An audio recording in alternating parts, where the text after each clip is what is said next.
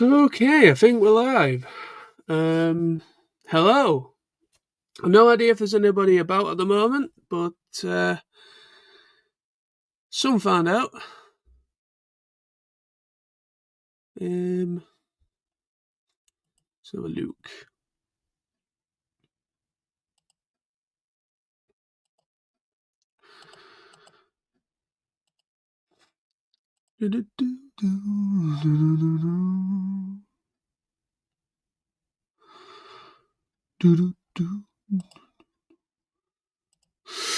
Right then. Yeah, we are now live. One person watching currently. Hello, whoever that is. How's it going, everybody? It's been a while, hasn't it? It has been a while. Yeah. It's certainly been a long time since I've done a live stream on this channel, but it has been quite a while since I've done one in general, anyways. But it feels good to finally dust off the webcam, dust off the microphone, and do a live stream, which is completely impromptu. I did not really plan on doing this until literally I thought about doing it like last night. I was basically bored out my head, watching TV as you do, and I thought, well, I haven't done a live stream for a while, and I usually don't do live streams until a Friday. Yeah, I usually do live streams on a Friday. That is usually because I know most people, because of Friday is like the end of the week, end of the working week for most people, and a lot of people are about on a Friday because of other things going on, people doing other live stream shows and stuff. So yeah, I just thought to just do one tonight for a change, and on this channel for a change as well, because this channel gets neglected a lot. Yes, I do upload steadily. I upload at least once a week to the channel, normal vlogging and stuff. But when it comes to anything else like this, live streams, I just don't bother as much as I do with my main channel. Hey, Ryan. How's it going, Ryan? Ryan on Wi-Fi. Hey, John. How's it going? Hope you're well. I don't like this. Actually, I quite like the. They've updated the graphics since I last did a live stream on here. But yeah, how's it going, Ryan? Um, yeah, obviously I'm going live a little bit earlier than this is scheduled for. I scheduled this for 7 o'clock, going live 7 o'clock. But I thought I've got nothing else to do. I'm off from work. I've got nothing else to do, so we're gonna kind of wait on here for a little bit and just see if anybody else come in the meantime. I do know when I looked on this, there was 4 people watching. There was 4 people watching um, before I went live, according to YouTube. So Ryan says again, it was great to meet Sam and Lawrence at PonyCon. Yes, yeah, that happened. Yeah, unfortunately, I couldn't be there in person. I really do regret being unable. Oh, hang on a second, people.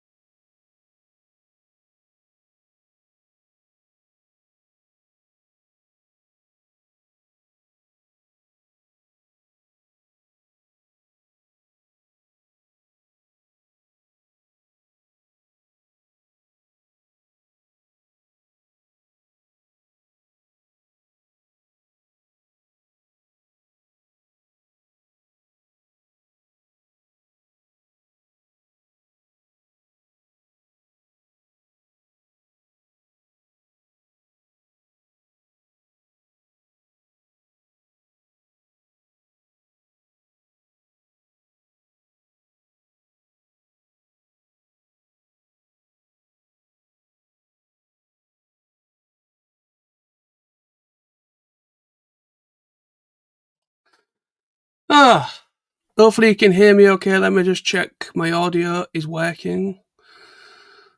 Boom, boom. Yes, it is working. Nice. Sorry about that, folks. Really, I'm very sorry about that. That was very unprofessional. Literally, my dad decided to call the house while I'm doing a live stream because he's been trying to contact me on my mobile phone, and I muted my mobile phone on purpose. I muted my mobile phone on purpose because I was doing a live stream. Because when your phone going off, it's a little bit annoying. So it was obviously my dad, and he rung the house phone. So I had to mute the camera and mute the audio so to take the call. So, but all's good. All is good. My dad's gone away for a few days, you see, so he's just updating me on stuff. That's all. Anyway, so let's get back on track. Yeah, Ryan commented saying about seeing Sam and Lawrence up last weekend. Yes, yeah. Unfortunately, I couldn't make it there last weekend. To that. So, but yeah, it's one of them. I'd love to have been able to have gone, and definitely would have loved to have met Rebecca Shawshett, the voice of Sunset Shimmer. But yeah, unfortunately, I just couldn't afford it. On top of going to America, with going to America, I just could not afford to do another. Because I would have had to have bought my hotel on my own. I've had to fully pay for it on my own. There would have been nobody to share a room with to help split the cost of the room. Nothing like that. So I would have had. Unfortunately, I would have had to have. Yeah, I would have had to have. Yeah, I just couldn't afford to just pay out for a hotel room for 2 or 3 days on my own. On top of coming home from America. So that's the reason why I just didn't go in the end, was because I just could not afford to do it, unfortunately. But it seems Sam and Lawrence had a good time though. They both had a decent time. Sam mentioned you, Ryan, actually, of all things. Said that you had a pretty long, lengthy conversation with Sam and Lawrence about the channel and everything. So he came round yesterday, Sam, and he gave me some gifts that he got me from there. But yeah, so that's cool. Adam, yeah, is this still live? Yes, it is. Yeah, yeah. I can see and hear you. Yeah, I'm here, my friend. Sorry about that. I do apologise for the blank screen and no audio, no video thing going on because I had a phone call. That's why. So I do apologise for that. Ryan says it will be interesting to hear Sam and Lawrence's thoughts on the con. Yeah, we are thinking about doing a stream at some point very soon. So keep your eyes peeled. We want to try and come together and do some kind of post thing for them too. But Adam, how you doing, my friend? If you're still there, hope you're well. Hope you're doing good. Good to see you. Brains. All right, Raymond, how you doing, my friend? Brains. Yes, it is October. It is definitely October. Yeah, it is October. It is. Well, it's not quite Halloween yet. It's not Halloween for another couple of weeks or so. But yeah, I watched my very first horror film last night. If you can, it is a horror film, kind of. It's more of a thriller, more like a. I don't know. I don't know if you can call it. I don't see it as a horror film because I don't see it as scary. I just think it's a good film. Yeah, I've got a bit of an interesting relationship when it comes to horror films. I think I've become a little bit. I don't know. Horror films don't scare me at all anymore. When I first started watching them, yeah, I would jump, I would get, whoa, I didn't expect that to happen, kind of thing. But as I've got older, I just seem to become desensitized, is I think the word is. I've become desensitized to horror films, and I've watched some absolute disgusting films, some of the most goriest films you could ever. How it got through censorship, I've no idea, but it did. Some of the films that I really like are ones that were banned in the UK and some parts of America. They were banned for a while and then they got brought back out again because later on. But they're usually part of my favourites because I love me gore. You know, I'm a bit weird that way. I like my gore. I like my gore stuff. I like my gore fest stuff. You know, but yeah. But anyway, so the film I watched last night, which was the very first horror film kind of thing that I watched while in October, was 30 Days of Night.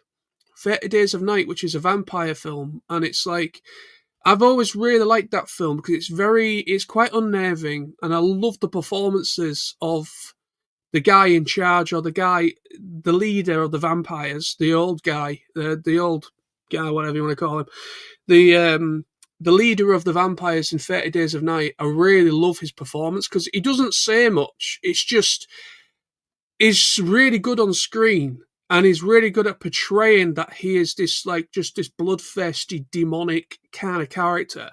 He's not quite like a vampire, he's more like a full-on demon, because that's how they're portrayed in that film, is more like a demon more than a vampire. Because of the black eyes and everything. They've got just black eyes, but then they just literally rip people's throats out and rip people apart, you know. Instead of just feasting on the blood, they literally just rip people apart. So they're really vicious compared to, say, like your classic Dracula, for instance. But I like that film. I remember going to see it, I think, when it came out for the first time. And I haven't watched it for a while, so I just thought to give that a watch last night. So I might watch another film tonight, another horror film tonight. I don't know what yet, but I'll see. Adam, so don't worry, mate. I will be contacting you soon regarding stream for my commentaries channel. Oh, sweet. Yeah, go ahead. That'd be cool. Raymond says, don't worry, most people these days are safe. Yeah, there's no brains in the world these days. There's no common sense, so I don't think I don't think zombies would really bother feasting on half of humanity these days. But yes. But yeah, I've just been chilling out. Obviously, as most people would have known, or do know, that follow me or follow me on social media as well as on YouTube. Obviously, I went to America for 2 weeks, and if nobody's seen them yet, I have uploaded both my vlogs for covering my time in America. So they're all up on the channel now, on this channel, my vlog channel. It feels weird that I'm actually doing this stream on my live stream on my vlog channel, because I don't do live streams on here very often. This is like the first one in probably well over a year. It must be over a year since I last did one on this channel. But no, it's good to kind of like, because this channel does not get the love it deserves from myself mostly. This channel's more neglected. I do upload to it fairly regular. You know, I upload at least once a week to the channel. You know, like, excuse me. You know, I upload once a week at least. I try and get at least one vlog out per week if I can, which is just a straight normal upload. But like, there's nothing really exciting in my life, you know, there's nothing going on except for certain things, and they're at certain points of the year, so there's a lot of time in between something specific, like going away, going on holiday, going abroad, things like that. I've got literally or TF Nation, for instance, you know, there's nothing really for me to really talk about in the meantime. You know, there's nothing really for me to talk about in the meantime. That's why a lot of my vlogs are literally just me sat either in my house, sat on the sofa, talking to the camera, because I'm just like updating people on what I've done for that week. And that's pretty much what a large majority of my vlogs are. Or because, as people know, I have spoken about this with this channel. This channel is mostly dedicated towards, of course, vlogging.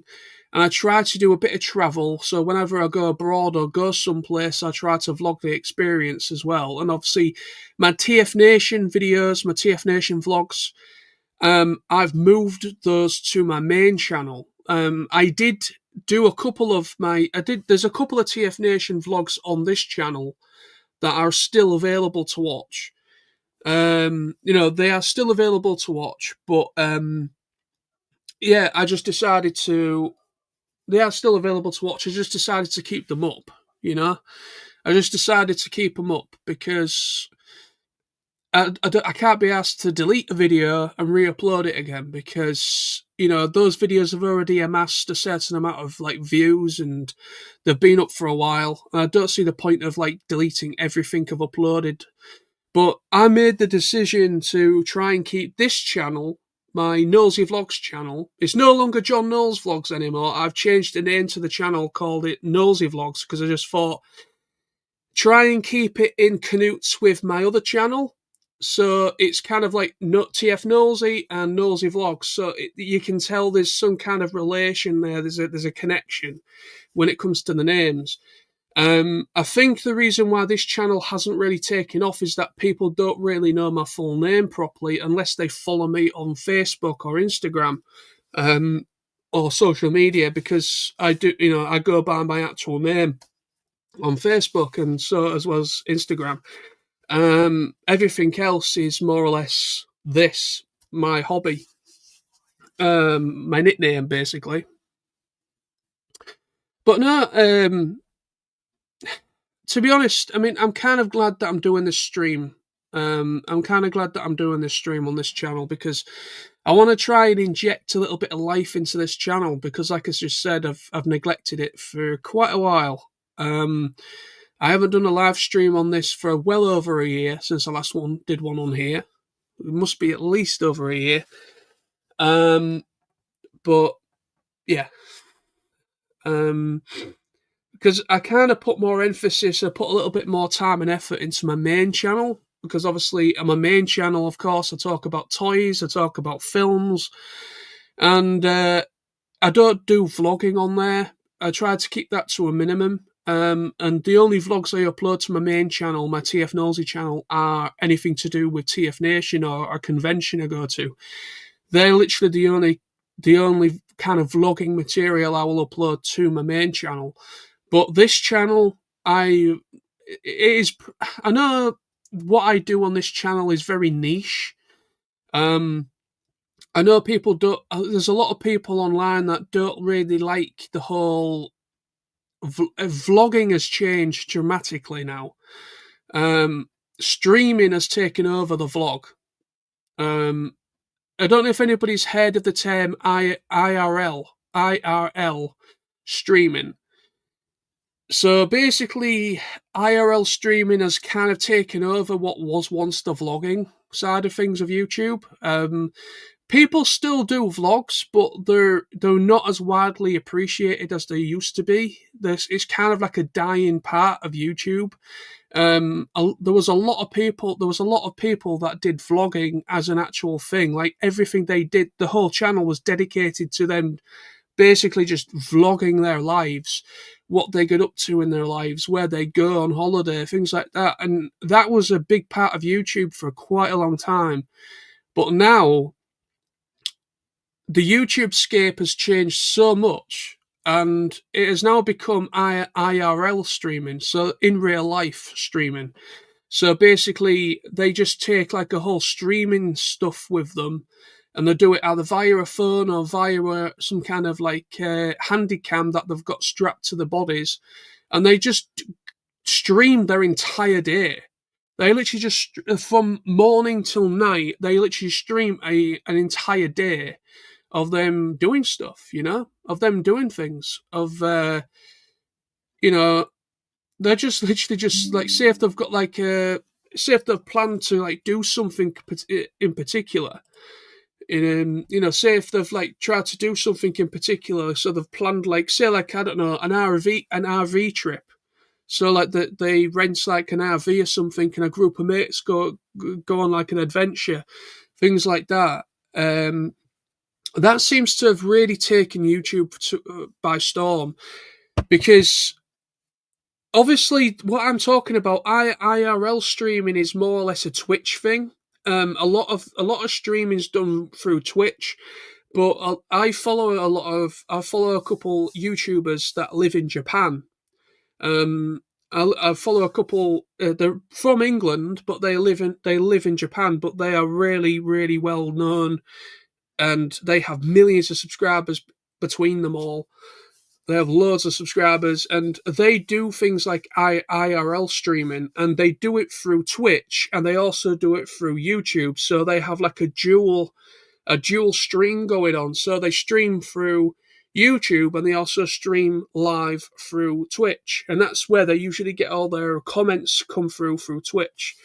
So that's how they get all like their in real time. They get all their comments through Twitch, but yeah, it's being broadcast through YouTube as well. So they kind of have like a dual thing going on. But I can't afford to do that. I can't really afford all the kit.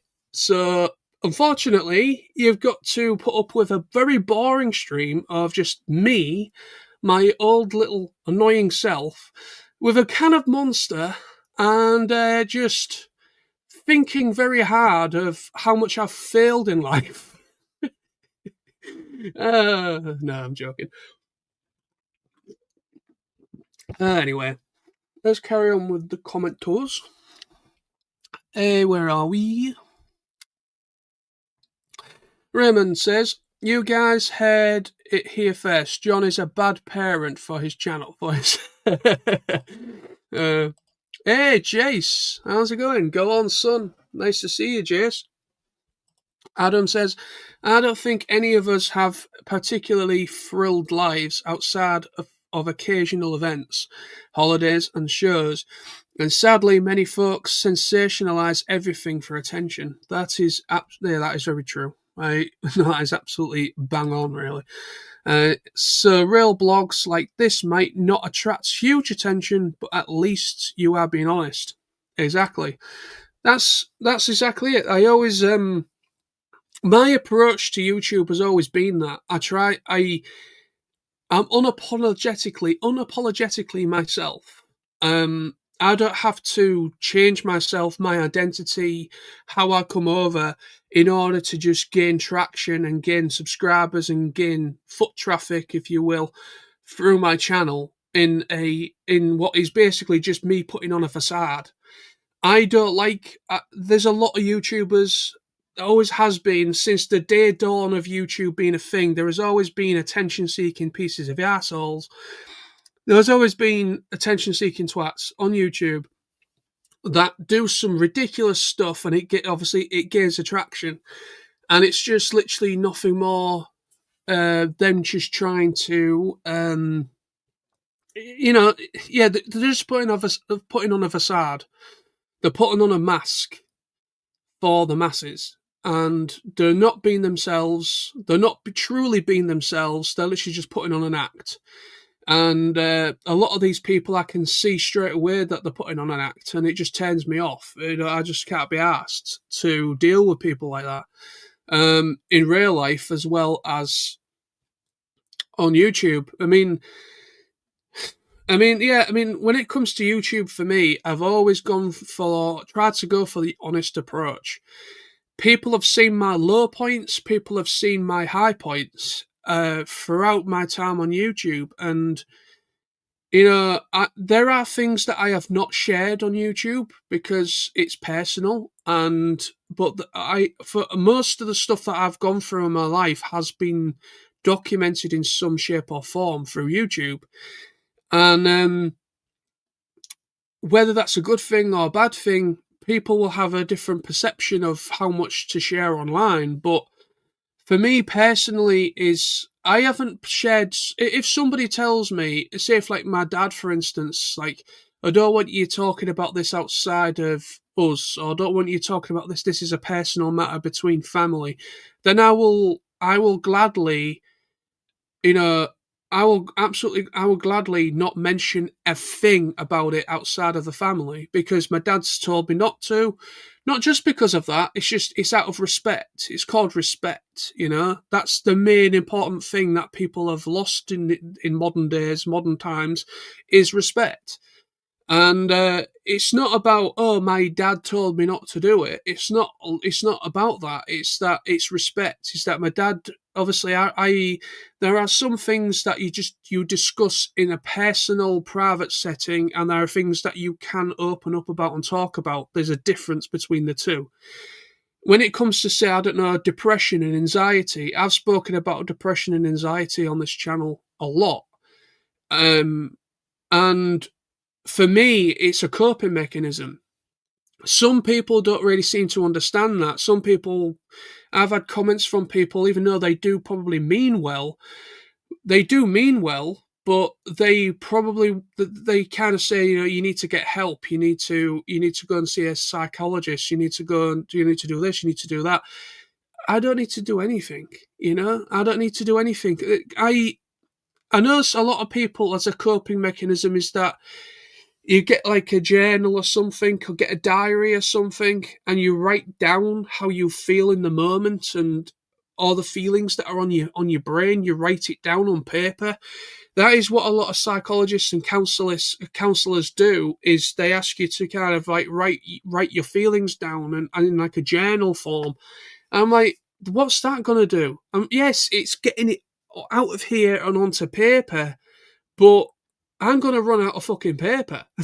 I'm going to run out of paper because there's so much shit going on in my head. I can't put it into words. I can't put it into words as in writing, because the way my brain works is that I don't know what the hell I'm thinking about half the time. It's just sometimes my brain really does. It just won't shut off, It just won't shut off sometimes. And I find it hard to go to sleep because my brain is literally ticking over like nobody's business. There's been times where literally my brain has literally just kept me awake all night and I've just not been able to sleep. And, I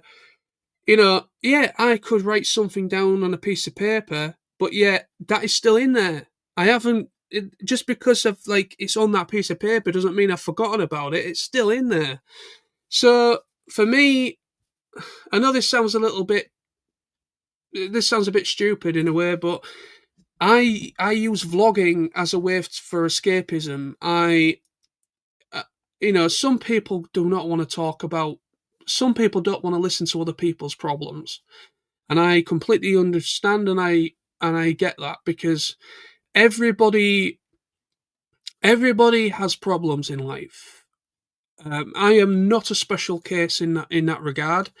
Everybody has their demons. Everybody has stuff going on in their lives. That is just life. That is just the truth. Everybody has their demons. Everybody has things they are working through, working towards, trying to better themselves, or they're going through a massive breakup, or their parents broken up, depending on how old they are. If they're a young person, for instance, so there's a lot of like marriage breakups and stuff, and the kids are split between two parents. That can cause a lot of trauma from being a child and stuff like that. It's all about trauma. It's all about like trauma from like when you was a kid, stuff that happened when you was a kid through like bullying, for instance, and it's just you've never gotten over it properly. There's all sorts of reasons, as people are going through all sorts. People are going through all sorts. Like, obviously, I've gone through grief as well. I lost both my grandparents and my mum in a very short period of time. And also, on my dad's side of the family, I lost an aunt and uncle not long after my mum passed away. So, literally, as a family, both my dad's side and my mum's side, we had something like 5 funerals in about 2 years. Literally, it's just a little over 2 years, we had about 5 funerals in just 2 years after my mum passing away. So that's a lot. That's quite heavy. That is quite heavy of how many people we had to say goodbye to for the final time in a very short period of time. And that really did hit me hard. Even though I was in complete denial for a while after my mum passed, and when both my grandparents passed, I was in complete denial, and it took me a while for me to process it properly. And but yeah, I mean, everybody goes through all sorts. People are going through stuff. That's the point of what I'm trying to make there, is people go through a lot of problems in life, and I'm certainly not a special case in that regard. Certainly not a special case. But yeah, it's just one of them. But when it comes to YouTube and everything, I've used YouTube in the past to talk about openly about mental health. And I believe personally it is very important that men in particular, because men do not open up as much as a woman does or women do. Yeah, I'm not saying there isn't women out there that are a little bit unsure of opening up. Of course there will be some. Of course there will. But women are different. Women, when you get a group of female friends together, they will talk about everything. They'll talk about the relationships. They'll talk about this, talk about that, talk about whatever. Men, we just put on a face. We put on a mask. We put on a mask. Are you all right, mate? Yeah, I'm fine. I'm fine, mate. I'm fine. No problems at all. Let's get a beer in. That is usually the mental male mindset. Is we put on a facade to just get through it, because it's that Victorian mindset of that boys have been brought up in a Victorian way, an old-fashioned way, that is a man does not cry. A man shouldn't cry, which I think is absolute bullshit. A man should not cry. A man should not show his feelings. A man should keep everything bottled up inside and not let it out. Just keep it bottled up inside, keep it in the back of your head, and just keep going forward. That is kind of how boys are brought up. And it's trying to kind of. I feel very strongly, I've been very open about. Obviously, not everybody's going to want to do what I'm doing. Webcam, microphone, talking about it to random people on the internet. That's probably not going to be everybody's cup of tea with talking about it. But yet, being open about mental health, about anxiety, depression, whatever you, being open about those things, it does help you. It has helped me immensely recently. My mental health hasn't been as bad as it was. Through doing these vlogs, through being very open about certain aspects of what's gone on, talking about my mum passing away, talking about my grandparents passing away, talking about childhood trauma, if you will, talking about when I was bullied when I was at school, and I feel a lot of that is still stuck with me even now. But when it comes to confidence, when it comes to body confidence and things like that. But that's life. Through this channel, me talking and being open about those aspects of my life, I feel it's helped me immensely, a lot more than just jotting it down in a journal, like a lot of people suggest. It's just jotting it down in a journal. That to me doesn't work. I've tried it. I have tried it. People are probably going to be like, "Oh, yeah, have you even tried to do it?" I have tried it, but it's harder for me to put it into words than it is for me to be verbal, as in writing words, not as in, it's harder for me to write down how I'm feeling in here when I've had a bad point, or, when something's like ticked me off, for instance. If I was to write it down, I think it's partly as well because I am dyslexic, so I don't know whether my mental health and my being dyslexic kind of go parallel with each other. So I find it difficult to process things compared to somebody else.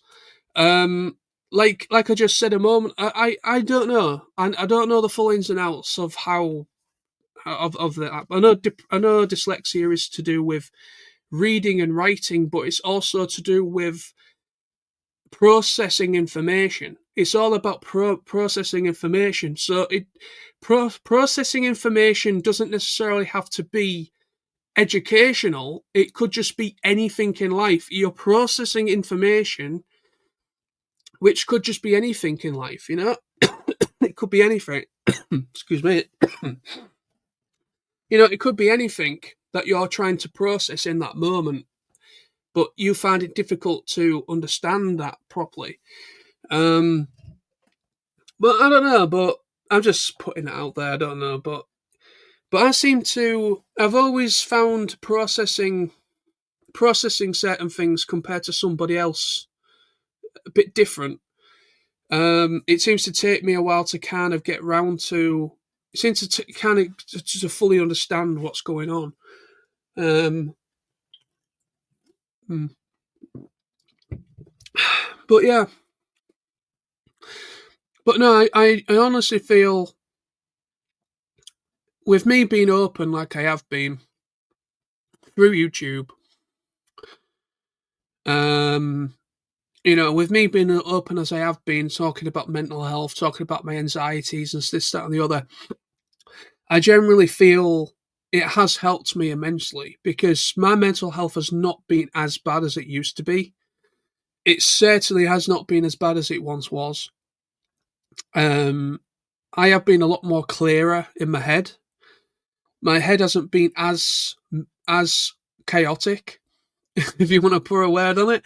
It hasn't been as chaotic as it used to be. I am able to kind of drift off to a natural sleep a lot more now as well, because of, like I just said a moment ago, my head used to just keep me awake because my head would not. I just could not shut my brain off. It would just constantly be firing on all cylinders, and I just couldn't sleep as a result. But I don't have seem to have a problem. I'm able to kind of drift off into a natural sleep a lot more than I used to. I seem to be a lot more. I don't seem as depressed or as anxious as I used to be. I don't know why. I don't know how, but yeah, I'm just happy. I'm just happy that I do feel a bit better in myself.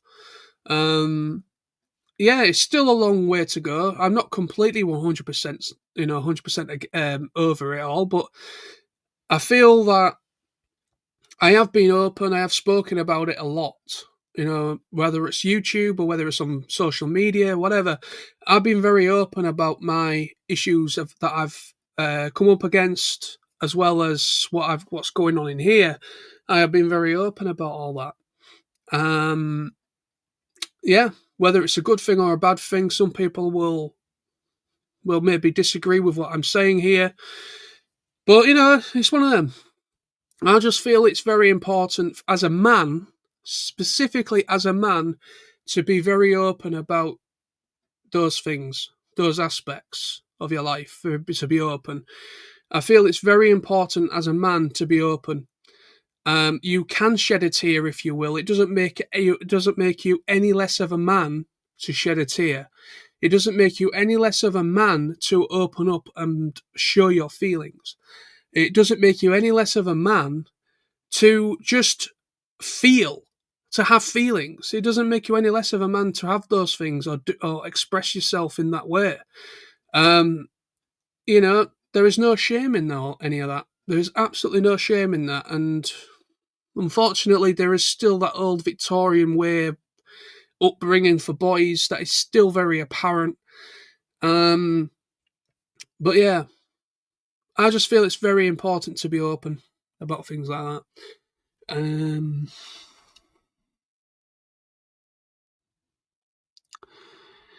Raymond says, Mask crusaders working all the time to fighting crime.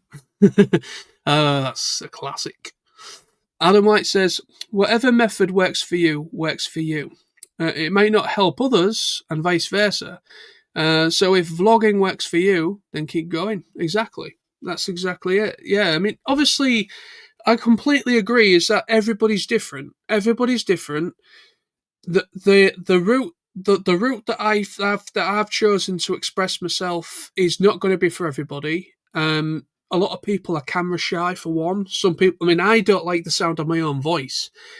When I very first started making videos on YouTube, I got myself a webcam. I was like, yeah, I got myself a webcam. Yeah, let's do this thing. And then I tried to make a video, and I was like, oh shit. How do I proceed from this now? Because I don't like how I look. At that point in time, when I started making videos for the very first time, and I decided to go on camera for the first time because I went through a few different phases when I first started out, and I was like, I don't know how to. yeah, I don't like the sound of my own voice, and I don't like how I sound. I don't like how I look, and I don't like how I sound, as in my voice. Uh, and Yeah, I uploaded a couple videos. Like my very first videos are very, very. A lot of my very first videos I uploaded to my original channel, they're lost forever, unfortunately. But if you go back on my TF Nosey channel, if you go to my TF Nosey channel and you go back as far as you can and watch some of my earliest uploads to my TF Nosey channel, you will see a dramatic difference to when I was back then to now. Um, they're very, yeah. I was very unsure about being very expressive when I was back then. I was, yeah, yeah. Obviously, I had a much higher voice back then as well because I was on. I think when I started, I was about 18, 19 when I started YouTube. Oh man, Adam White. Um, Conversely, some people can be inspired watching these, while others will avoid because they empathise too much. That's very true. That is true. I completely agree. Raymond says we all have our issues, but that's why we have TF Nation. Yes, TF Nation is a great source of feeling one with yourself and being able to express yourself. Absolutely. Adam White says again, I think as you have vlogged on personal issues in recent years, you have really pushed to become more eloquent with how you present yourself. Well, I suppose maybe subconsciously I haven't really thought of it in that way. I've just thought to just be open as much as I possibly can about certain aspects of what's gone on. Um, I mean, how I come over, how I present myself, I don't feel I've changed that much of how I present myself in my own head, anyways. But I do feel some differences from when I was younger to now. I do know, obviously, I don't feel as anxious and I don't feel as depressed as I used to be. They are things I have noticed about myself, but when it comes to present myself to other people, um, when it comes to presenting myself to other people, I have felt a little bit more able to talk to people that I've never met before a lot easier. I will say that. Because when it comes to TF Nation, for instance, TF Nation is another source of what's really helped me over the years as well. Because TF Nation has been a massive, massive support structure for me when it comes to meeting new people, making new friendships. Something I did struggle with when I was younger. But you know,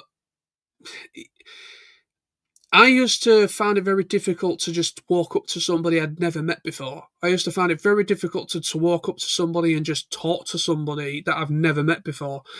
But now, when it comes to like social gatherings or social environments, I am, you know, if somebody, say if like a friend of mine introduces me to somebody I've never met before, I will happily talk to that person now. I don't feel anxious. I don't feel uneasy around that person as I would when I was younger. I would be very uneasy and I wouldn't really say anything properly. But now I will happily talk to anybody. I will talk to anyone and anything and anyone. I will talk to anyone. I'm quite happy to do that now, and I don't feel as anxious. And I don't find it as difficult to approach somebody I've never met before. When I was a kid, when I was younger, I definitely had problems with that. But again, going to TF Nation and going to conventions has helped me immensely. It really has helped me immensely with that side of things, that aspect of my life. Adam says, none of us like how we look and sound, but you still get on and vlog anyway. You'll be amazed how many folks want to record stuff but find the whole process unnerving. Yeah. You know, I completely understand where that's coming from because I've spoken to a lot of people as well that do have YouTube accounts, and they have kind of been contemplating on making actual videos themselves. And yeah, a lot of people have a problem with like putting themselves out there into the ether. And it is making that first step, making that very first step and making your very first video, actual on screen video, where you are full on display.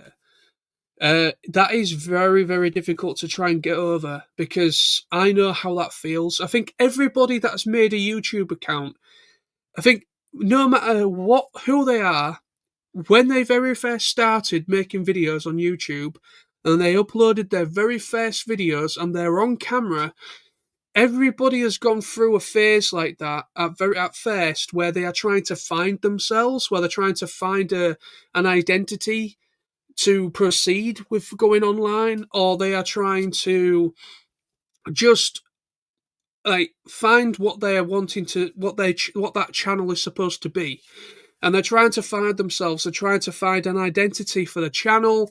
They're trying to articulate and trying to come over in a certain way, and obviously in the back of their mind they are feeling a little bit unnerved because it doesn't feel natural being on your own, talking to a webcam or talking to a camera. There is nobody there.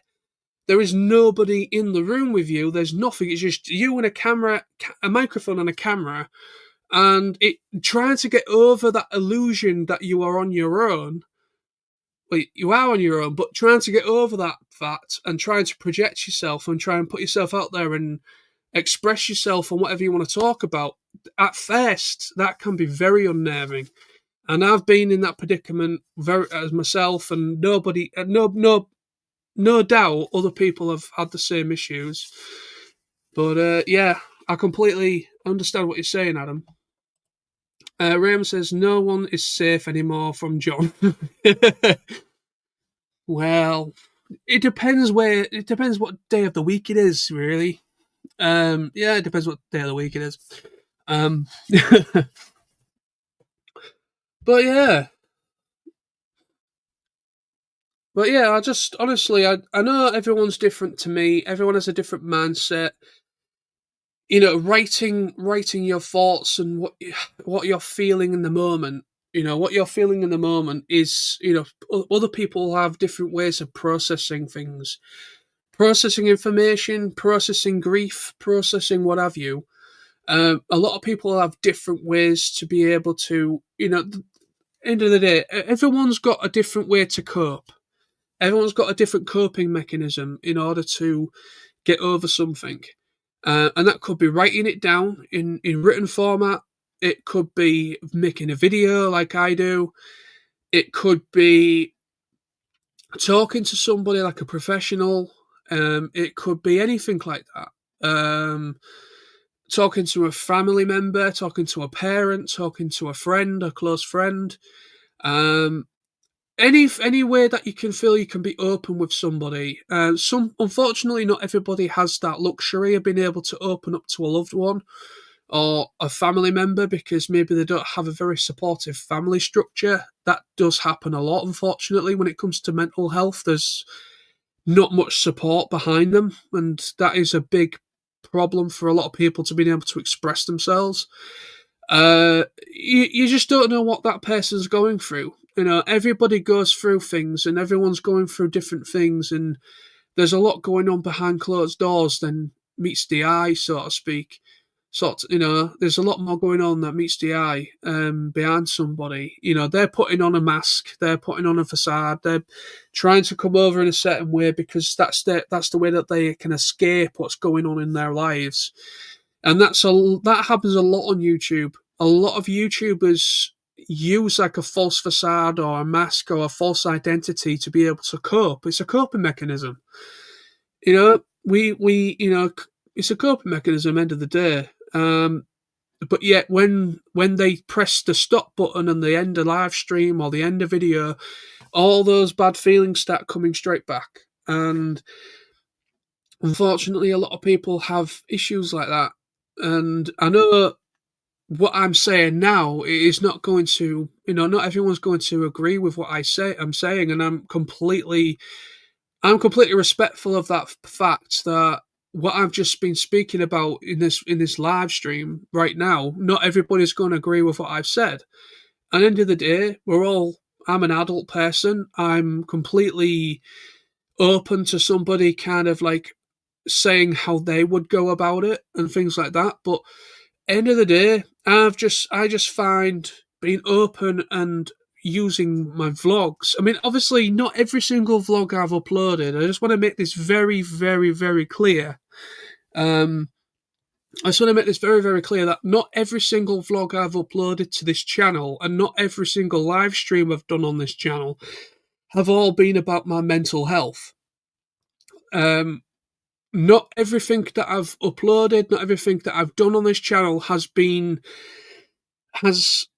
me just talking about my head, talking about my mental health, talking about my anxieties. Not everything. There is a lot of videos on this channel. There's a lot of videos and a lot of streams, live streams that I've done over the years that are not depressing in any way. They're not. They're not. They're not depressing. They're not. They're not me talking about something very difficult. There is some stuff like that, yes, but I just want to make it very clear that not everything I've uploaded to the channel is like that. Not every single video I've uploaded, every single vlog I've made is me talking about something about my depression or my anxieties and stuff like that. That isn't the case. I don't want this channel to just. I don't want this channel or my videos I upload. I don't want my depressions and my anxieties and stuff. Not everything I upload to the channel or do on the channel is about that.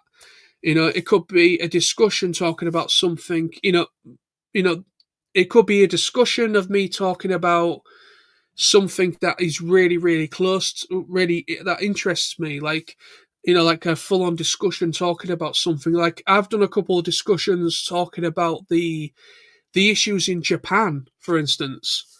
The issues with tourism in Japan. I've done at least 2 videos talking about that. Talking about like you know problematic tourists going to Japan and causing major problems. I've spoken about that a couple of times.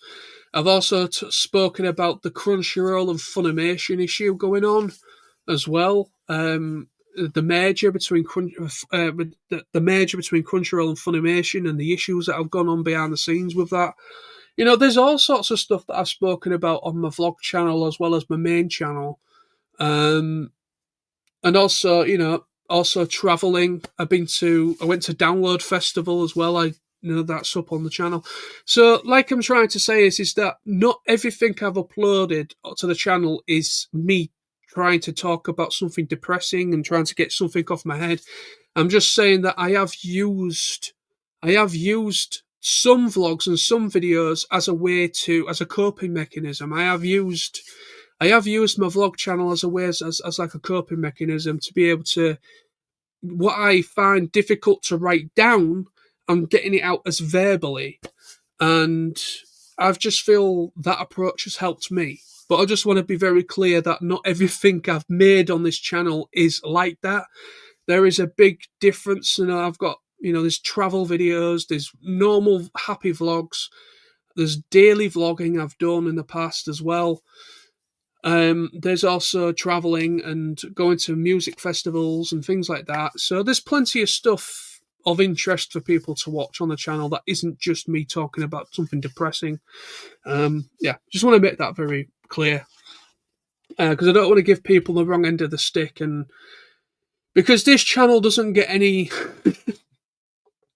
nobody watches this channel as it is. So I want to try and change that. I want to try and inject some life into this channel again, because this channel is neglected on my part, which I completely hold my hands up. I hold my hands up. That is my fault. Nobody else's. I don't really. I don't really upload as regular. I don't do as much on this channel as I used to, and that's down to me more than anything. But this channel doesn't really get much. It doesn't get much foot traffic, and it doesn't really get many views per video. Um, it doesn't really get many views, and it seems to have dwindled in recent years. When it comes to how many people actually are able to see my videos, because the algorithm absolutely hates this channel.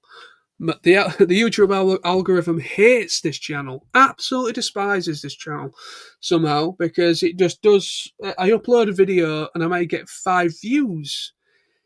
I might get like 5 views on a video when I upload it, but yet if I share it elsewhere, it sort of helps it out a little bit. Yeah, YouTube is a headache, people. YouTube is a headache. It really is.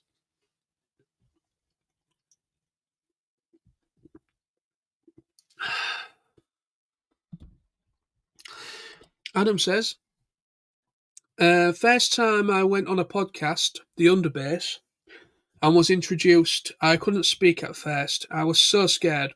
And that was just sound only. So I agree with you, John. That is a challenge to start. Yeah, it is. It is. Yeah, I mean, yeah, it is. It is hard to overcome at first, because when you're in, because like I say, I've been invited on things in the past. I've been invited on things. I mean, I've been on a podcast before as well. I was on what was it? Transformers. Um,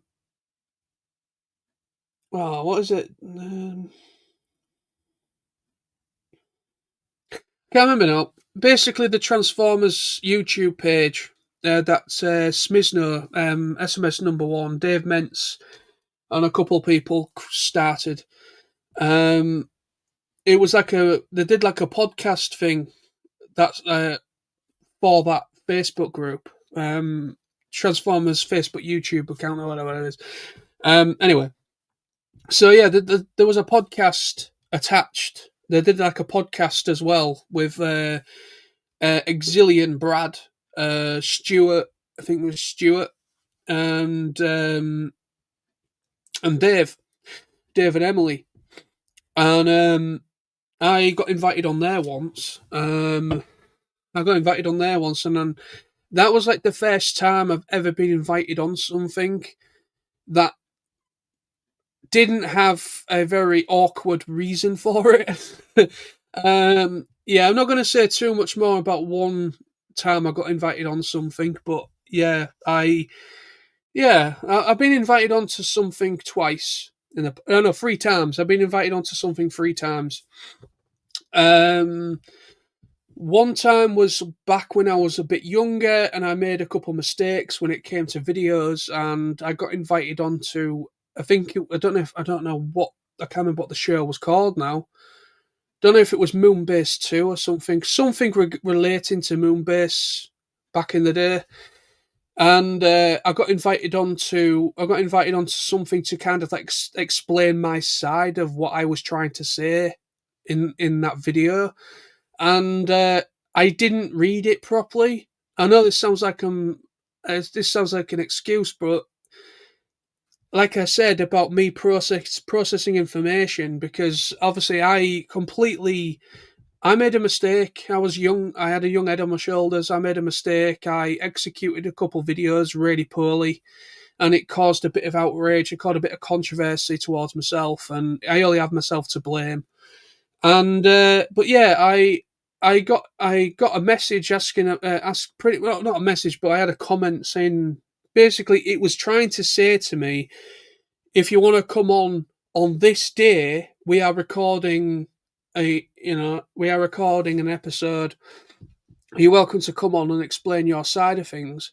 But I didn't read it like that at the time. I ignored it, and that was a bit awkward, and that's me again trying to process information, and me being a little bit unsure of how to proceed because I don't do very well in awkward situations. I don't do very well in awkward situations. I try to I shy. That is one thing I still do struggle with is awkward situations, and I genuinely just can't. I just kind of like blocked it out. That is just my coping mechanism, if you will. I just blocked that out.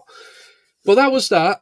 That was that, and that's going back a long time ago. And there's no need to talk about that anymore. It's water under the bridge, you know. Um, and then I got invited onto, like I just said, Transformers, the Transformers, what do you call it? Transformers YouTube Facebook group, or whatever it is, with Smizno, Stewart, and Exilian. And I got invited onto that, and I actually did go on that, and that was a very interesting experience because that was the first time I've actually been invited on something that I actually did follow through and went on the show. Um, but at first, I was a little bit unsure of how to proceed, how the etiquette, if you will, of how that show works. But it went down well. People enjoyed it. People enjoyed me going on there, and it was a good laugh, so I enjoyed it. But yeah, at first I was a bit unsure because it was literally the first time I'd been invited onto something. Even though that was only audio only. Um, and then I got invited onto something with Wolfgang One, and he was doing some. He was just like doing like these like interviewing certain YouTubers, but for some reason I don't think man's ever been used. I think he said that he had audio problems or something, and I've never seen it being uploaded onto YouTube yet. So I don't know what's going on with that, unless it's been binned as an idea. I don't know.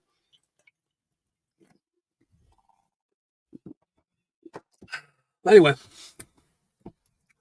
but yeah, I completely agree with what you're saying there, Adam. It's at first when you get invited onto stuff, whether it's audio or video, it is hard to understand. It is hard to get your head over. It really is. Adams again says it's not just the algorithm though. Most folks have so many subscriptions that they see only the latest 10% of what they said they have. Yeah, that's true. To be honest, I mean, I was looking at my analytics on this channel actually. I was looking at the analytics, and it seems more people in America watch the channel than the UK. And it seems to be on my TF Nosy channel as well. It seems I have more international, more American viewers than UK viewers. And obviously, I get a lot more casual viewers than subscribe to, which is kind of normal for YouTube, I think. But yeah, I like my viewership is mostly American, funnily enough. But yeah, my viewership is mostly like American, apparently, and obviously, I have more people, casual viewers, people that are not subscribed to me. I have more people that are casual viewers rather than actually subscribed to me. So yeah, it's very difficult. There is more factors at play than just the algorithm. I will agree. I mean, it's all about your subscriber count. It's all about your views per video as well. Any sort of foot traffic, if you will, through any sort of exposure through your channel. It's all aspects of it. There's more at play. But I've always, ever since, I've always had a problem. I've always had a problem with YouTube when it comes to. I mean, I've always had to kind of put my videos elsewhere. I've always had to post my videos on other social media groups. I've always had to post my videos on, say, Facebook and Instagram and so on and so forth in order for my videos to get some sort of exposure. Because if I just straight up upload a video, nobody sees it. Nobody sees it. And I have to kind of put my videos elsewhere And with doing that, it gets a bit more exposure for the video, and it starts to kind of pick up in views. That's usually how it works for me. Hang on.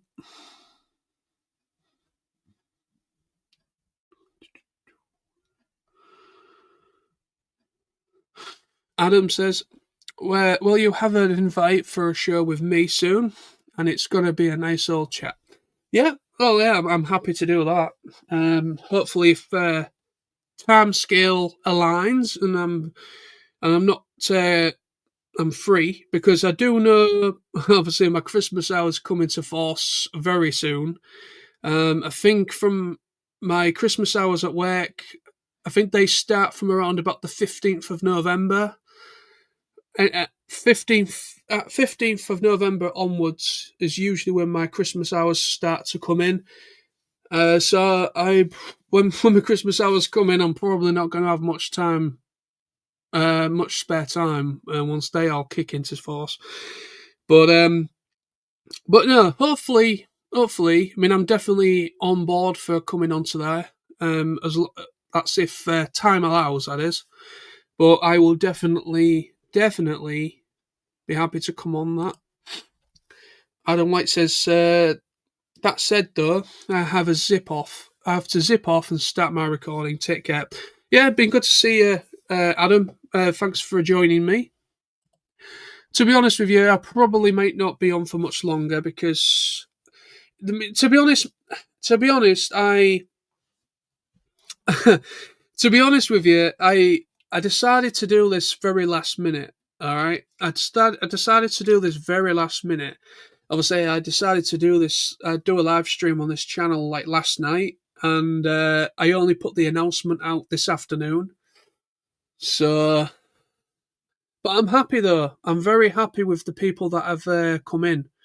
You know, it's been a nice little chat with Adam and Raymond and Ryan. So it's been cool so far.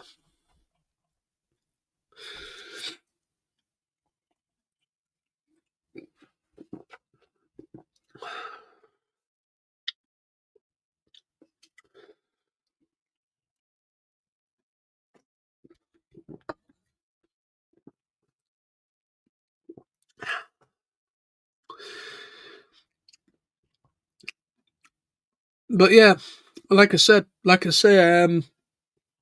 I do want to try and make more live streams for this channel.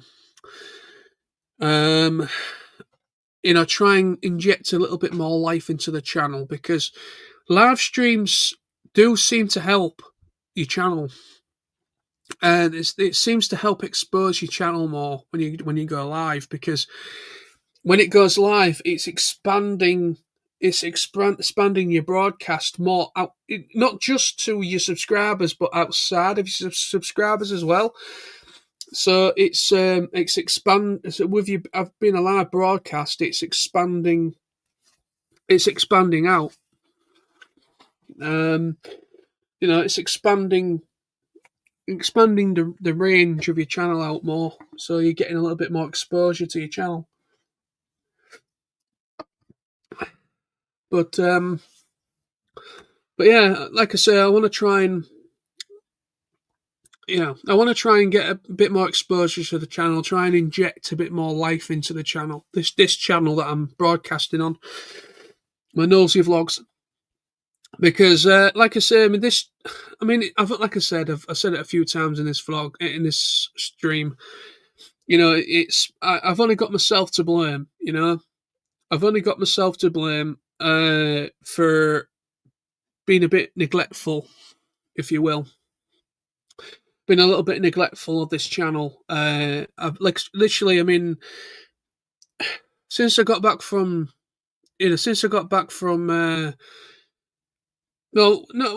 just America, but just in general. You know, I only seem to upload probably once every week, every couple of weeks to the channel, and you need to upload a bit more often than that in order to get a decent bit of foot traffic through your channel. Like, but what can you do, people? I mean, literally, I've only got mean, literally, I've only got so much time to be able to. I mean, at the moment, I'm off from work. At the moment, I've been off this past week on holiday. I've had a week off again. You know, from work, so I've been off this week. Hence why I'm doing this live stream this evening instead of a Friday. But yeah, I'm off. I've been off this week, and I've got a bit more time to myself to be able to sit down and do a bit of videoing. I think I'm gonna, over the weekend or whatever, I'm gonna start doing some more reviews. I think I'm gonna record and edit some reviews together. For my main channel, of course. But when it comes to this channel, I haven't got much to talk about. You know what I mean? I don't live a very exciting life, unfortunately, and I don't have much to really talk about, really. So that's why I upload when I do. I only upload at least once every week or every couple of weeks because it's more or less just me letting you know what I've done throughout the week, what I've got up, what I've been doing, what I got up to. Like my last vlog I uploaded a video was it 2 days ago now? I think it's like 2 days today. I think it went up. I can't remember. I uploaded a vlog, and in that vlog I spoke about seeing an old work friend. Yeah, a friend of mine I used to work with at Asda, of all places. And yeah, he was one of the trolley porters. That was his job. He used to work on the front end, and he used to be out on the car park, like doing all the trolley porting and stuff.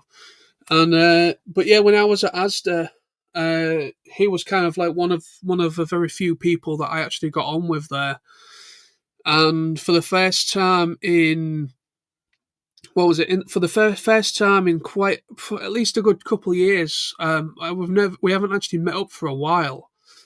For quite a while, we've never actually met up in person. I think it's been at least a year or so, maybe 2 years since we met up last. And but yeah, we met up. When was it? Tuesday. We met up on Tuesday, just gone. Went in one of my locals in Hessel, where I live. And yeah, we met up about 3:00ish in the afternoon, and went right through till about 9:30, and he got the bus home. But no, it was nice to see him. It was a nice change of pace. When it's it was really cool to actually just catch up with him, have a good laugh, and talk about stuff like catch up with each other kind of thing. But it was really good. It was really good to see him, and but I mentioned that in my last vlog. But that was at least one highlight, I guess, of this week while I've been off from work. But in the meantime, while I've been off, I've not done anything really. I've not done anything really exciting. I've not even really ventured out the house that much, to be honest. I've been more or less catching up on telly. I've been catching up on TV. I've been watching a series called Better Call Saul, which is part of the Breaking Bad continuity. So I'm currently on season 2. I'm roughly, I think, about halfway through season 2 at the moment of Better Call Saul. So I'm currently watching that at the minute because I'm a big fan of Breaking Bad. I really, really enjoy Breaking Bad. You know, Bryan Cranston, and he was fantastic in that. But yeah, I mean, Better Call Saul's pretty good. I mean, Saul Goodman is an interesting character. I'm intrigued to see what happens later. I've been told it gets better. I think once you get past the first 2 initial seasons, season 3 onwards, it gets really, really, really good. A lot of stuff happens, and it gets a lot more stronger, and you start getting cameo appearances from more characters of Breaking Bad coming in, things like that. But yeah, that's what I've been doing this past week. I've been trying to catch up on that. Obviously, I watched 30 Days of Night last night, which was my first horror film I've watched while in October. Like I said, I might watch another film tonight, maybe after the stream, I don't know. But yeah, but I've just been chilling out, just been having a nice chilled out time. Uh, even though I've even though I've just come back from America, but like the reason why I'm off again for a week, I know some people would be thinking I'm an absolute lazy twat, and you won't be wrong with assuming that really, but no, in fairness, I jest when I say that. I jest, and it's just the way it's fallen. Because I originally took this week off because I was going to a convention in Birmingham. It's not Transformers related or anything. I was going to a convention with Sam, Trouble Firestorm, and Lawrence. That goes to TF Nation as well. They were going to a convention in Birmingham, and I got invited along, and I booked off.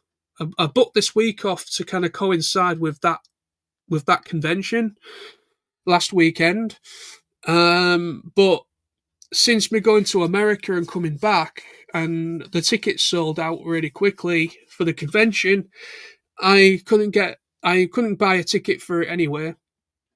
And I didn't have much money when I come back from America, so yeah, I couldn't afford to do it. So unfortunately, that's why this week is here. That's why I'm off this week, is because I initially booked it off to coincide with a convention I was going to.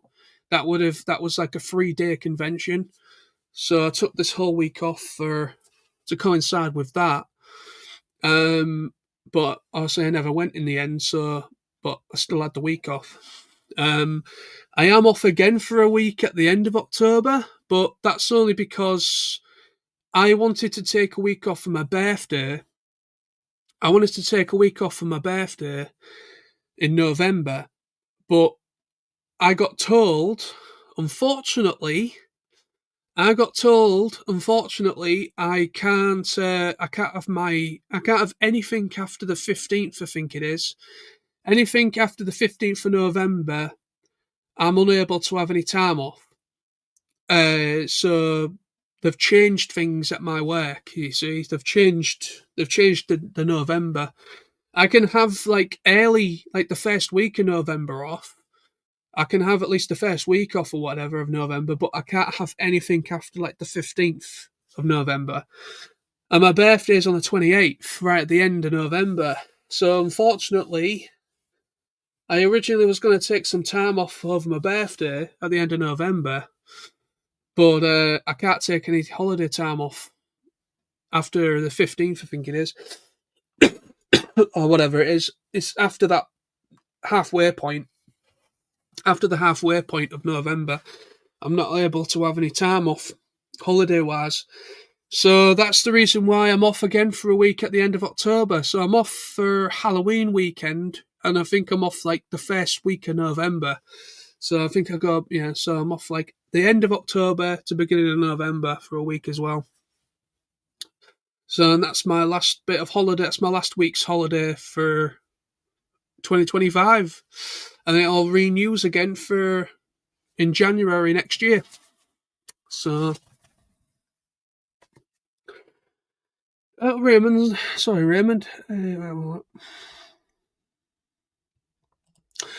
Raymond said, "Have you watched Wild King yet? It's just 9 episodes of 5 minutes." No, I haven't. Excuse me. No, I haven't. Sorry, Raymond. I haven't watched it yet. I will do. I know I keep saying that, but it completely went out of my mind. I went to America for 2 weeks, and not long. Obviously, I went to TF Nation, and then I was back at work for about 2 or 3 weeks max, of roughly about 2 or 3 weeks or so, and then I was off again for 2 weeks going to America. So I've only just kind of starting to get back to normality. So I know I haven't had a chance to watch anything Transformers wise for a bit yet. Have you watched Cyberworld yet? No. Like I just said, I haven't had a chance to catch up on stuff, and with me going to America and getting back on track with things. But no, I've watched, I think, the first episode of Cyberworld. I haven't watched. No, I think I've watched the first 2 episodes of Cyberworld, but I haven't watched anything else of it. But yeah, I'll probably watch some. Probably watch them tomorrow. I think I may try and get caught up on them tomorrow. Oops, you lazy bum. No, but yeah, I just haven't had the chance, to be honest with you. Well, I have had the chance, but I just completely forgot about it, to be honest with you. My mind's been all over the place because of the time differences with America. You know, because literally coming home was the worst part of it. Coming home from America was the worst part of going. Because coming home, I had to go through three different time zones. Not two, as it would be the place you was in coming back home. They wouldn't have been as bad, but I had to go through 3 different time zones coming home. Obviously, coming home from America, we was flying back from Nashville. We was flying home from Nashville, and Nashville is, I think, 6 hours. I think Nashville's 6 hours or something like that behind the UK. So 6 hours behind the UK, and then we had to have a stop-off gap at JFK Airport in New York. So I had to have a stop-off on the way home at JFK Airport, and that's again, there's an hour difference in duration, time difference between us and them in the UK, in America, in New York as well. And then coming back to the UK, yeah, it was a little bit all over. My head was all over the place. Let's just put it that way. My head was all over the place.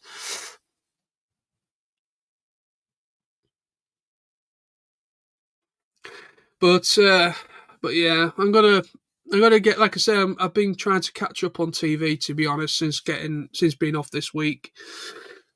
But they're only 5 minutes per episode. You have no excuse. No, I do have an excuse. It's called I forgot.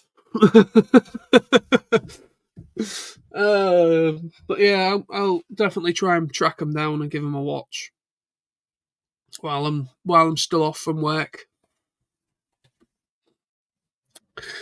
But yeah, I don't think I'm going to get any more interaction tonight. To be honest with you, it is a wet night, and it is it is a wet night after all.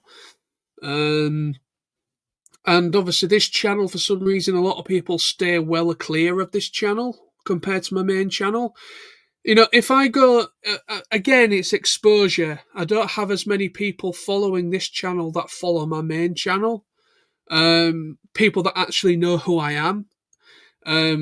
A lot of people have not subscribed to this channel, even though they are well aware of it.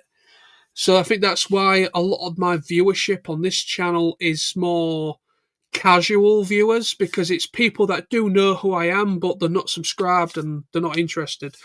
So that's fine, of course. I've never been one to make somebody subscribe to my channels. I'm not somebody that forcibly makes somebody subscribe.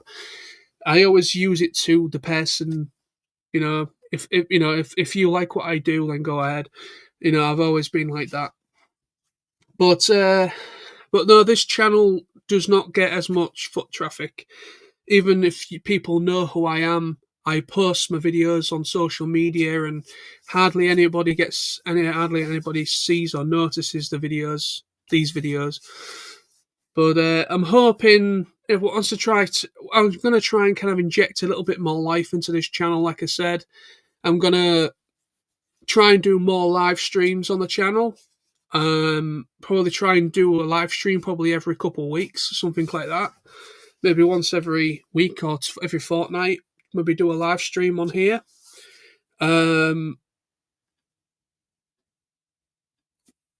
What's that, Raymond? Yeah, it will be murder for me tomorrow. The new Pokemon cards will be released tomorrow, and some people take way too seriously. Oh dear. Yeah, bloody hell. You know what? I've not done anything Pokemon I mean, I obviously when I was a kid, when Pokemon first started really getting very popular in the West, outside of Japan, and we started getting the trading cards, and we started getting the obviously the Game Boy games like Pokemon Blue and Pokemon Red and Pokemon Yellow and all that. Oh, the original Pokemon games on the Game Boy, and when all that was happening, obviously I was at school at the time, and I was probably around about 6 or 7 years old.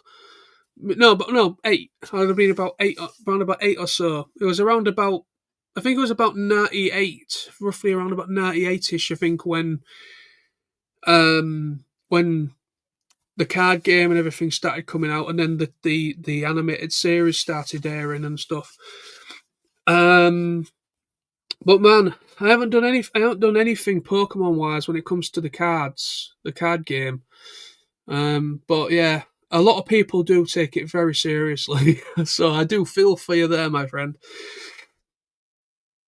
Raymond says last time we had 80 ETB boxes and they sold out in 26 minutes. Wow, Jesus.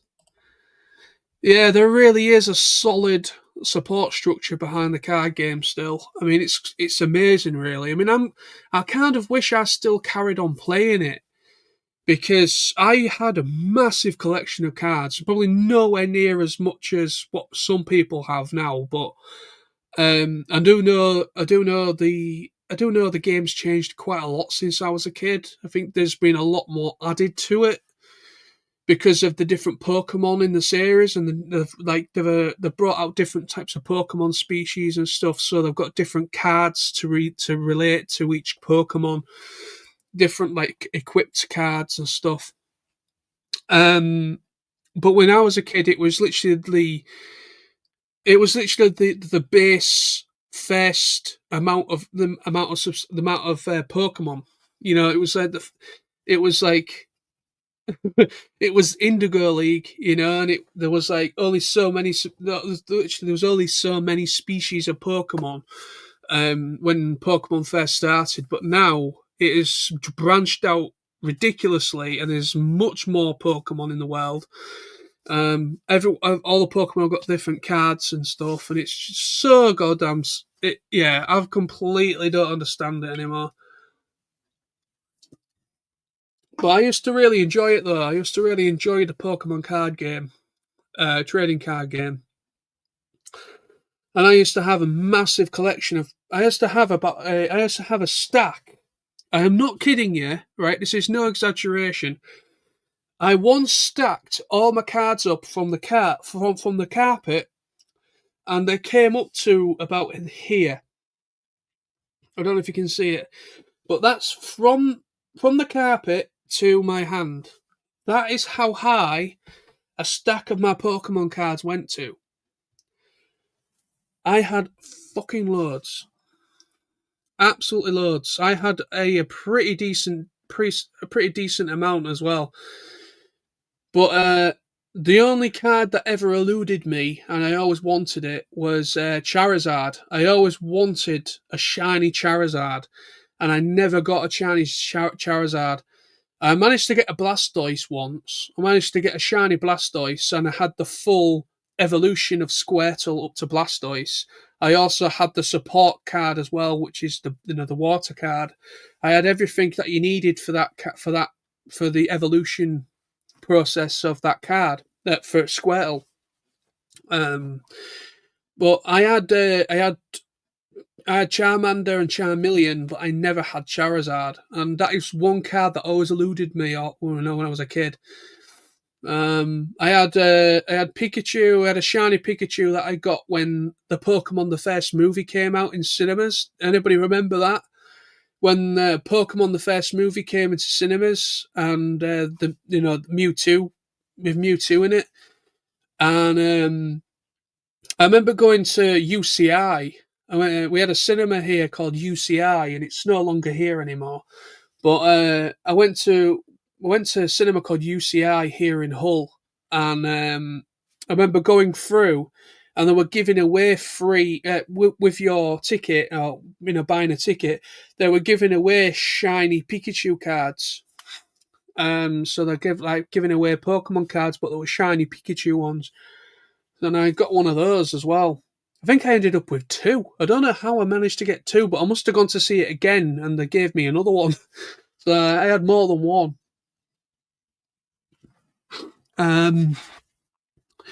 But yes, good old times, eh? I do miss being a kid, to be honest. We had a lot of fun.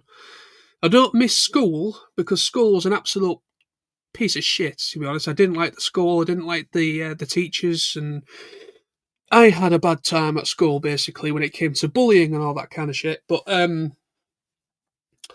no, I had we had some massive fun on that playground though when I was a kid. And when I was at primary school, literally, I'm not joking, but when I was at primary school, it was like a casino floor. It was like the floor of a casino. It's like going into a casino, you have blackjack over there, you've got a poker table over there, you've got roulette over here. It was kind of like that on the playground because you had kids playing jacks. We had, when I was a kid, jacks were out. So you had kids playing jacks, you had kids playing with pogs, you have kids playing with bloody, what do you call them? I've forgotten the bloody name of them. Them brown things out of a tree and you put them onto a string. I've forgotten the bloody name of them. Anyway, yeah, Pokemon cards, marbles. Friggin' hell, man. Tazos as well. Tazos were very popular. But man, yeah, I had everything. I had jacks. I had a load of jacks, which them little metal spiky things that you hit with a ball or something. You had like a ball and you hit with them. So I had,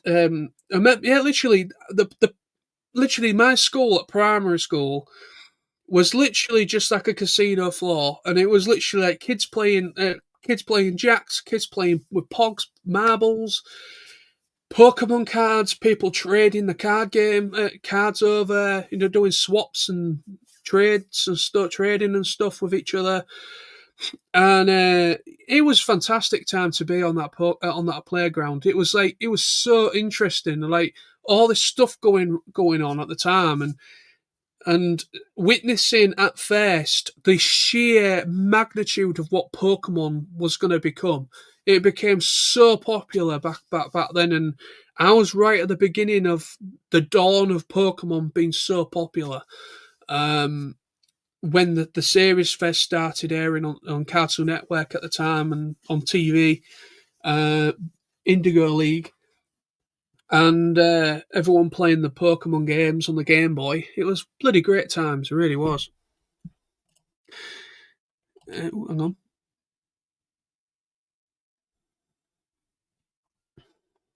Raymond said, Pokemon is not about the fandom anymore. That's a shame. A while back, our local comic book store had Matthew Sussman in their store for a signing session, and these fans didn't care. Oh, wow. Bloody hell. Yeah, I suppose that's it now. It's like, obviously, you will have fans that do have an interest in the actual cartoon itself and anybody that's a part of it. So, like voice actors, for instance, things like that. Obviously, when anyone from Pokemon that go to conventions, they still get a large amount of interest. Like Veronica Taylor, for instance. Veronica Taylor, she was the original English voice for Ash Ketchum. So whenever Veronica Taylor is at a convention, she gets a large draw. Anyone else that has been in Pokemon since the beginning right through to now, in the newer stuff, they still get an interesting, quite a large draw. There is still a fan base that do have an interest in like the show itself and still kind of do the Pokemon side of the card game. But yeah, I think what you're trying to say is there has been a massive shift, and there seems to be like a subculture, more like a subculture of parts of the Pokemon trading card game that is much more. They don't really give a shit about the cartoon, but yet they are much more into the card game than anything else. And they're all about trying to get all the very rare cards and get them valuated and try and make money off the game. That is basically what I've seen the shift seems to be, that they're all trying to get all the really rare, shiny cards out of all these different packs coming out. And basically trying to get getting these really rare cards that are actually worth a little bit of money, and actually trying to get money back on the packs of cards. And it's changed so much now that it's basically just trying to get your money back every time you pay for a pack of cards. And it's like, why don't you just enjoy the game? Just like play the game like it's supposed to be played. There's nothing wrong with having a couple cards in your collection that are probably worth a little bit of money. There's nothing wrong with that at all. But the fact is that a lot of people aren't playing the game. They're only interested in trying to make a buck off the game. They're trying to get money back off it. Like, oh no way! This is like one of 10 cards ever produced. This really rare card is worth like £1,000. I'm like, fuck off.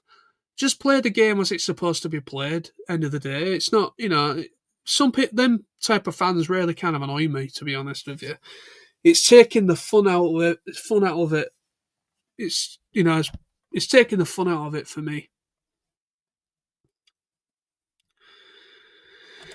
Yeah, the fans that just collect the cards for the value in dollar signs. Yep, that's all they think of. Is they see dollar signs. They have dollar signs in their eyes all the time, and they don't care about anything else but making a hard buck. I mean, there's nothing wrong with, like, if you've got a really rare card and it's worth a lot of money, yeah, okay, well done you, congratulations. But yeah, it shouldn't be about that. I mean, yeah, if it's worth a lot of money, yes, it could probably help you out with like paying bills. It could help you pay off that loan. Say if you've got some outstanding money that you say, like, you need to, that card could help you pay a big chunk of that off. Yeah, that's fantastic. That's good. But end of the day, it's a game, and that's the problem now. Is that not just a Pokemon trading card game, but any sort of game at all. It is now. I don't like gaming anymore. I do not like gaming anymore. I like video games. I do enjoy video games. I love playing video games when I've got time, but I don't like modern day gaming because it's so competitive now. It is so competitive. Majority of it is all online based. There is still games with an offline campaign, of course. Yes, there is. I understand there are, but gaming has gone online. It's shifted to the point where it's all online based.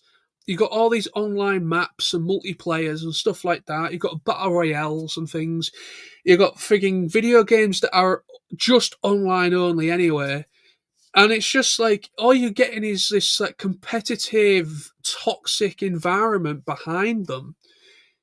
And there's just no fun in it anymore. There's just no fun in gaming anymore, in my opinion. Like, when I was, like, I know I'm being a right old twat with bringing this up again, but when I was a kid, I had an old Atari. I can't remember the name of the console, but I had an old Atari.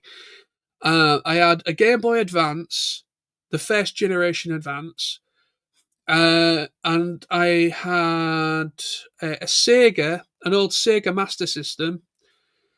I had the PlayStation 1, and they were like the first consoles I was ever bought as a kid. The Atari and the Sega, my dad got me those pre-owned. My dad used to go somewhere on a Friday night. He used to go to something called Radio Club. My dad used to be a radio ham operator. He used to do that as a hobby. And on a Friday, sometimes my mum would go along as well. And they have like a little club thing going on. They have just like just kind of chill out and that. And then sometimes they'd used to do like auctions to kind of raise money for the club. And a couple of times my dad went on a Friday and he came back and he brought back an Atari and he brought me back an old Sega Master System. And so they were like my first consoles that my dad ever brought in for me. And there was the old cartridges, the old, like, put the cartridge in the top. And I had Centipede and a load of other games for the Atari. And then I had, like, the Master System. I had Altered Beasts. I think a game called Altered Beasts. And there was a Sonic game I had as well. And but yeah, I really loved those games because literally all it was literally I had I had a controller for them and everything, and I literally whenever I wanted to play a game, it went the cartridge, play to my heart's content. And then I got the PlayStation 1. I got that, I think, for Christmas or my birthday one year, and that just broadened my horizons again for gaming. You know, a lot of the games that came out for the PlayStation 1 and the PS1 was fantastic. And I just miss the simpler times. You know, I just miss the simple times when it comes to gaming or whatever. You buy a game, open it up, put the game in, it plays, and you play to your heart's content.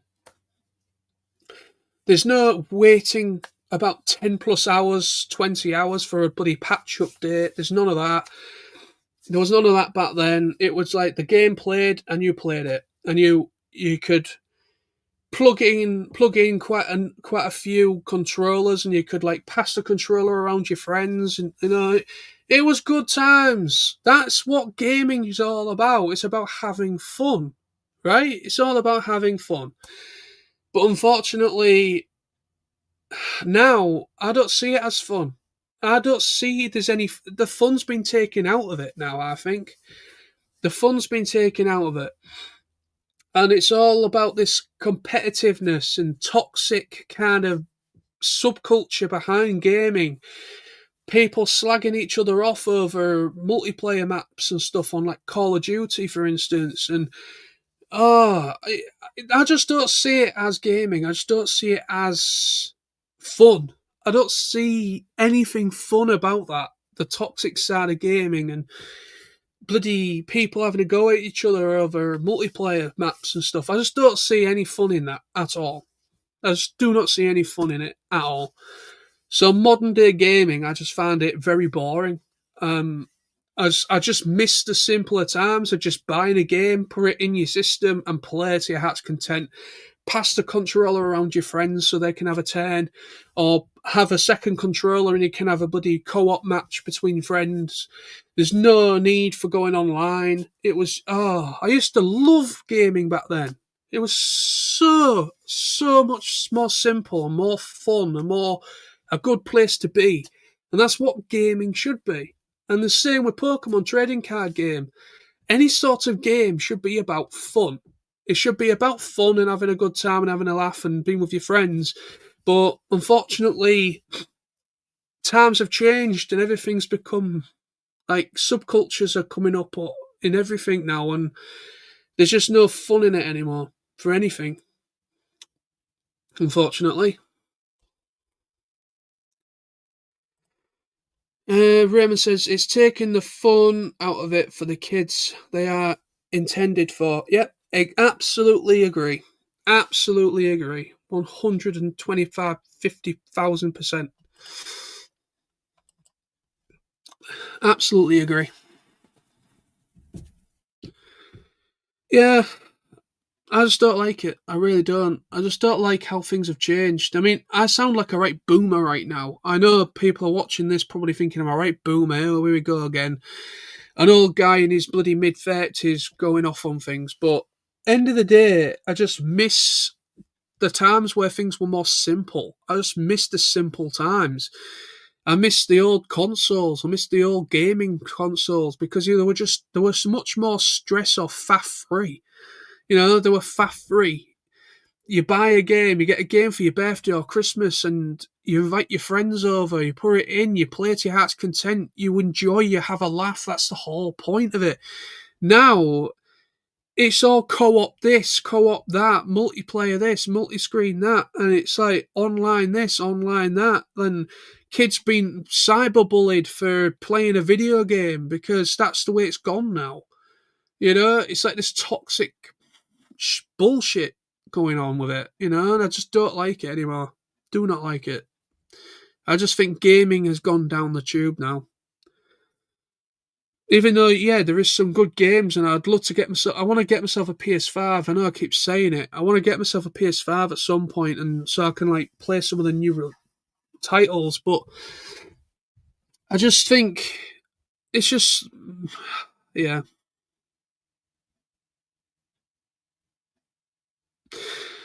but yeah, I've just lost interest in it all now. I just lost interest in gaming. I don't really have much of an edge. I mean, I want to get a PS5 because I just want to be able to. I want to be able to play some of the games that have come out, like the actual offline games, the ones that aren't just about online only. And also, I'm interested in getting the new Grand Theft Auto when it finally comes out, which is probably in the next. I think it's next year. I think it comes out now, isn't it? I don't know. Um, but yeah, but there are some games that I would like to play. That's only I can only get on the PS5. I can't get them on the PS4 anymore. So, but yeah, yeah. Life is life and fun. Get off the lawn, you turbo revving young punk. Well, anyways, man, I'm gonna get going. Coming up to 2 hours since I went live, but this has been really cool. Oh, Silver Moon! Just as I was about to leave, Silver Moon comes in. Uh, Silver Moon says video games are aimed at hardcore gamers now. As someone who has trouble playing games, I have a hard time playing games that I'd love to play, but are hard for someone like me. Also, hi John. Yeah, I completely agree with what you're saying there, Sam. Silver Moon. It's yeah,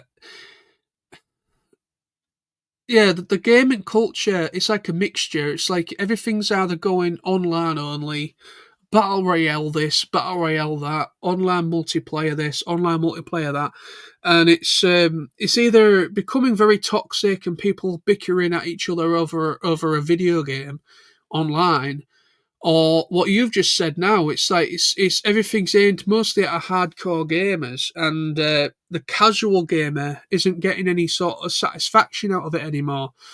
Um, you know, yeah, it's changed a lot now, and I just don't like it.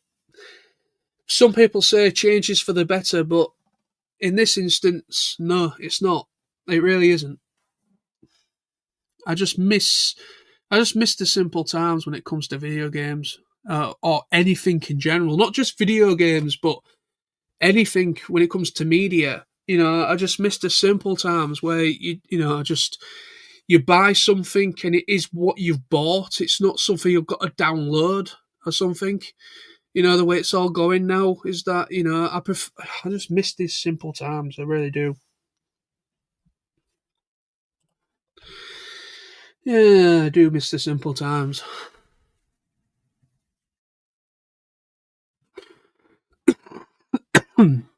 Excuse me, what? Let me get a drink into the equation.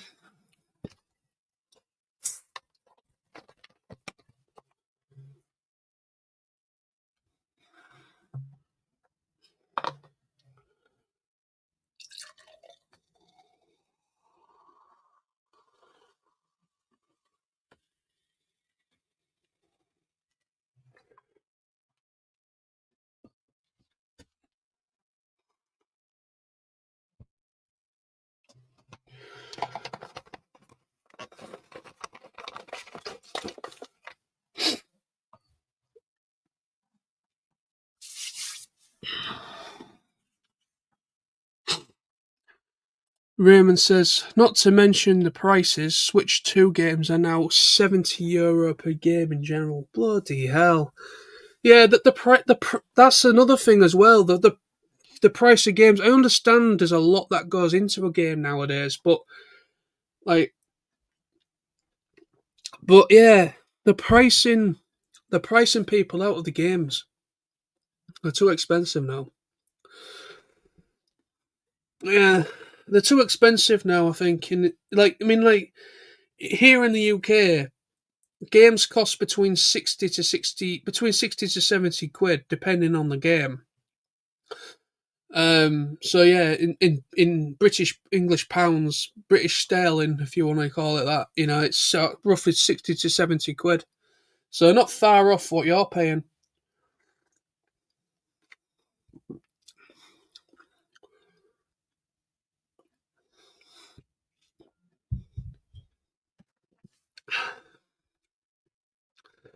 It's just unfortunate, really. I mean, yeah, it's just the prices of games are going up, and it's just pricing like the casual gamers, and it's also kids as well. It's pricing them out. We are getting old, John. We are definitely, definitely we are. Uh, I sound like a right bloody boomer at the moment. We're talking about this stuff, but it annoys me. People say to me all the time, you need to relax. Things change. You just got to embrace the change and embrace this, embrace. No, I don't have to embrace anything. This is the thing: is I don't have to embrace anything. I know a lot of people that probably follow me probably think I'm a right moaning old bastard, and they're not frigging wrong either. But to be honest, it's just I don't. I just find a lot of these changes are unnecessary. Yeah, I just think that the way things have changed, like simply playing a bloody. We've just been talking about me and Raymond have been talking about Pokemon cards, and just saying about how things have changed in the Pokemon trading card game. Like, there's now a subculture that are only about interested in finding the rare cards to basically, make money on the game, and not really interested in anything else to do with Pokemon. Um, and talking about online gaming, like online gaming's taking over, and I just think that the modern day gaming, I think they're just taking the fun out of it now.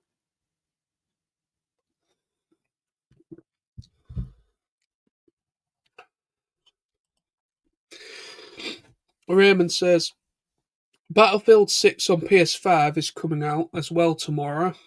€74. Oh, wow. €75. €74. Jesus. Is that a special release for that price, or is it just a standard release? Because I know there is like more than one version of a game, isn't there? I know there's meant to be like more than one version. You get like your standalone base one, and then you get one with like a DLC, a package added to it or something.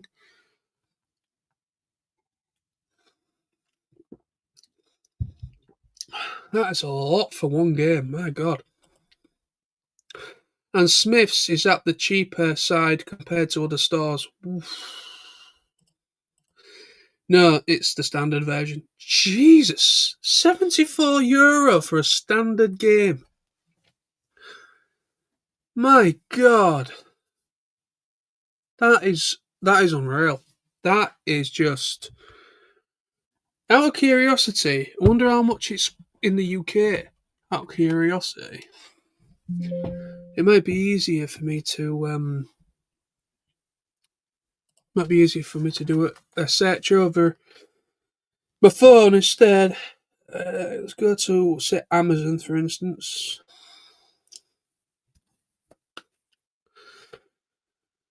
Battlefield 6.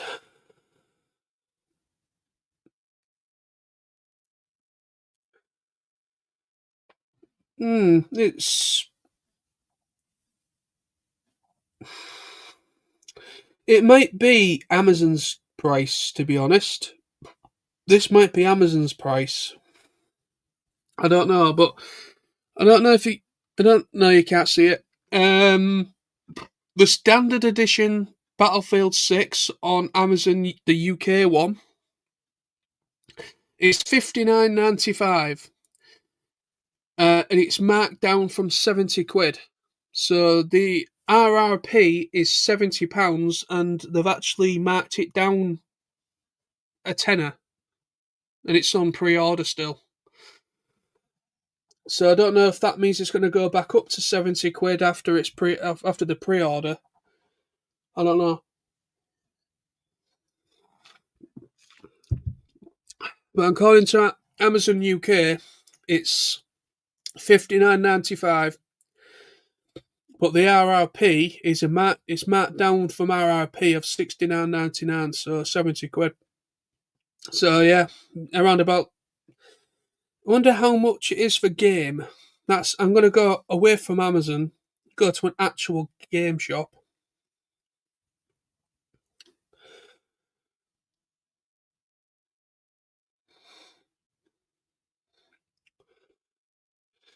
Right, game is £65. So that's the difference between Amazon. Game is charging £65, £64.99 for a standard Battlefield 6.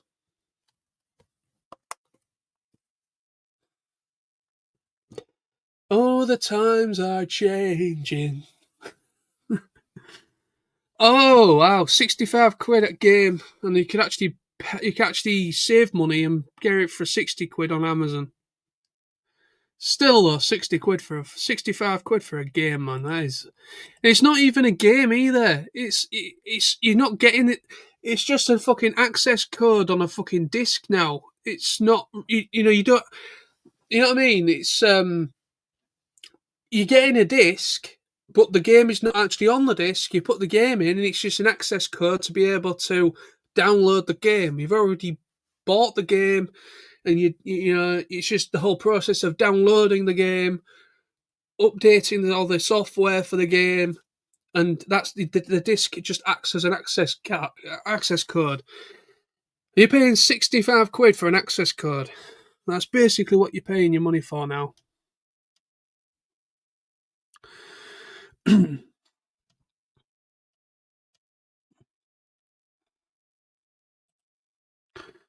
I don't even want to know what the special edition costs. Well, to be honest, I couldn't see a special edition on Game or Amazon, so it seems to be the standard that's coming out so far.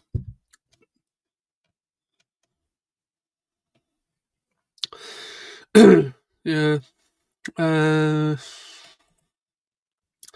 Raymond says, yeah, £65 will be about €674. So yeah, it's around about the same then.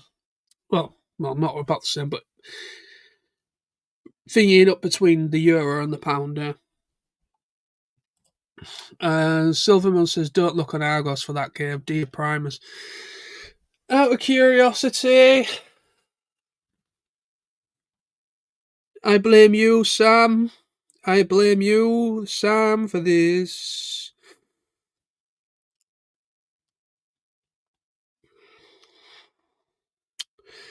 Let's see.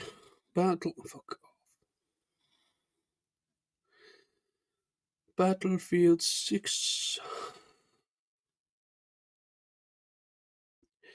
Yo, what the fuck? It's the Phantom Edition. So this must be the special edition. Yeah, for some reason, Argos have the special edition. And it's called the Phantom Edition. And it's £95.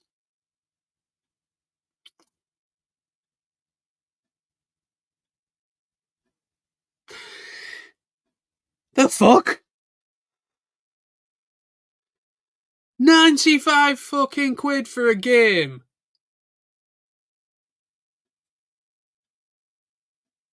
Jesus. It's the same for the fucking Xbox as well. Fucking hell. Fucking hell.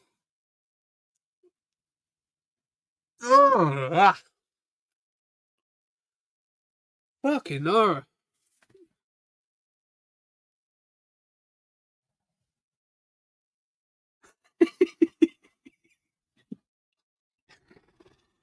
Oh. Change is good. Change is good. Embrace change. Fuck off. No, I'm not going to embrace 95 fucking quid for a game. That is fucking real. That is just ridiculous. Oh no, Sam, what have you done? I did warn him. I told you I didn't want to know. Well, sorry. G.I. Joe. No one's half the battle.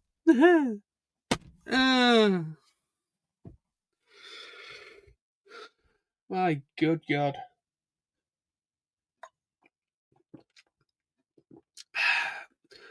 I need to get some fucking Jack into this equation. I've only got... This is just normal Coke, by the way, but I need to get something stronger in that to try and compensate for what that was about.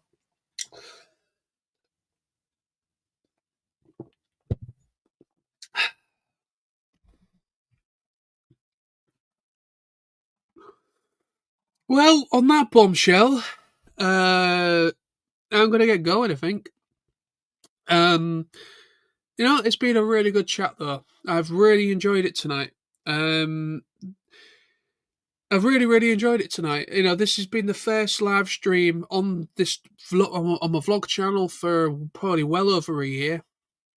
It feels good to dust off the webcam, dust off the microphone, and actually get a live stream done for this channel. Try and help the channel get a bit more exposure, if you will.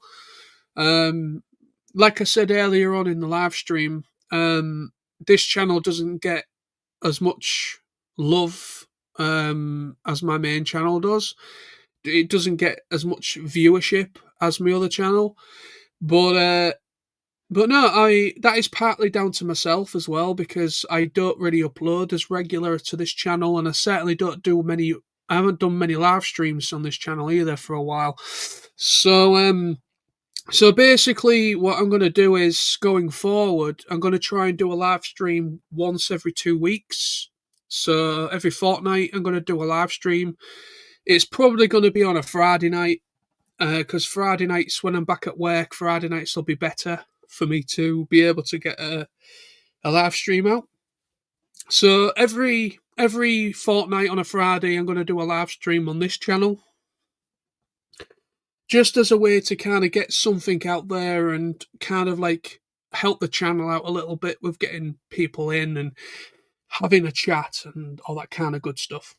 But that's the plan going forward. I want to kind of do every fortnight a live stream, as well as probably doing a regular vlog upload as well on the side. So just to kind of keep the channel going nicely. But Raymond says change is good between robot mode and vehicle mode. Yes. Oh, yes. Well, anyways, I am losing more hair at the very nanosecond, because I'm already bald. I've already lost a lot of hair. I'm losing more hair, and I'm losing a lot more sense, and my marbles have literally begun scrambled all over the place because of the realization of how much Battlefield 6 is. Thank you, Sam. Thank you so much, Sam. I love you so much. I'm joking. I love you, really. But anyway, so thank you to everybody. Thank you to... I'm going to get going now, but thank you to Ryan on Wi-Fi for coming in. Thank you to Adam White. Thank you to, obviously, Raymond, of course. And, of course, last but not least, Sam Silvermoon.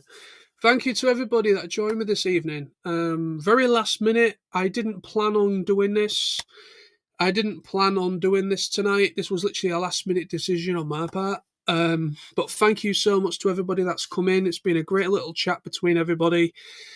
I'm very happy with this little stream. So thank you so much. Thank you, Raymond, again. So, yeah, 294 days till TF Nation. Bring it on, man. It's on like Donkey Kong.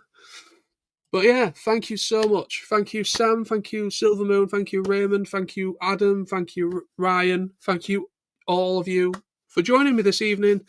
Take care of yourselves, and I will see those of you that are going to TF Nation in August next year, or whatever you. I will see you then, of course. But take care of yourselves. Thank you. Bye bye. I'm going to go and drown my sorrows now. Bye bye.